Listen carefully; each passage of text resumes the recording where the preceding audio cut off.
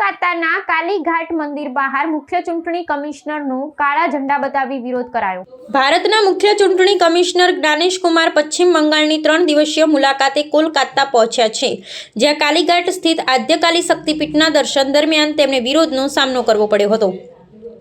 મંદિરમાં દર્શન કરીને બહાર નીકળતા સમયે મોટી સંખ્યામાં પ્રદર્શનકારીઓએ તેમને કાળા ઝંડા બતાવી સૂત્રોચ્ચાર કર્યા હતા।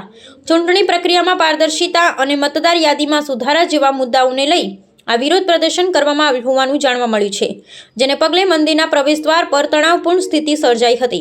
આ મુલાકાત આગામી વિધાનસભા ચૂંટણીઓની પૂર્વ તૈયારીઓ અને સુરક્ષા સમીક્ષા માટે અત્યંત મહત્વપૂર્ણ માનવામાં આવે છે। ચૂંટણી પંચની સંપૂર્ણ બેન્ચ સાથે રાજ્યના ઉચ્ચ અધિકારીઓ અને રાજકીય પક્ષના પ્રતિનિધિઓ સાથે બેઠકોનું આયોજન કરવામાં આવ્યું છે। પ્રદર્શનકારીઓના મતે મતદાર યાદીમાં કરવામાં આવેલ વિશેષ ફેરફાર ને વહીવટી પ્રક્રિયામાં કેટલાક પ્રશ્નો વણ ઉકેલાયા છે, જેના વિરોધમાં ધરણા યોજવામાં આવ્યા હતા। આ ઘટનાએ રાજ્યના રાજકીય વાતાવરણમાં ગરમાવો લાવી દીધો છે ને સુરક્ષા સંસ્થાઓની સતર્કતા પર ભાર મૂક્યો છે। સ્થાનિક પોલીસ અને સુરક્ષા દળોએ ત્વરિત કાર્યવાહી કરીને પ્રદર્શનકારીઓને વિખેરી નાખ્યા હતા અને કમિશનરના કાફલાને સુરક્ષિત રીતે બહાર કાઢ્યો હતો। ચૂંટણી પંચે આ ઘટના અંગે સત્તાવાર રીતે કોઈ ટિપ્પણી કરી નથી, પરંતુ આગામી દિવસોમાં યોજાનારી બેઠકોમાં કાયદો અને વ્યવસ્થાની સ્થિતિ પર ગંભીર ચર્ચા થવાની શક્યતા છે। વહીવટી તંત્ર દ્વારા એવો દાવો કરવામાં આવ્યો છે કે લોકશાહી ઢબે ચૂંટણી પ્રક્રિયા પૂર્ણ કરવા માટે તમામ જરૂરી પગલાં લેવામાં આવશે।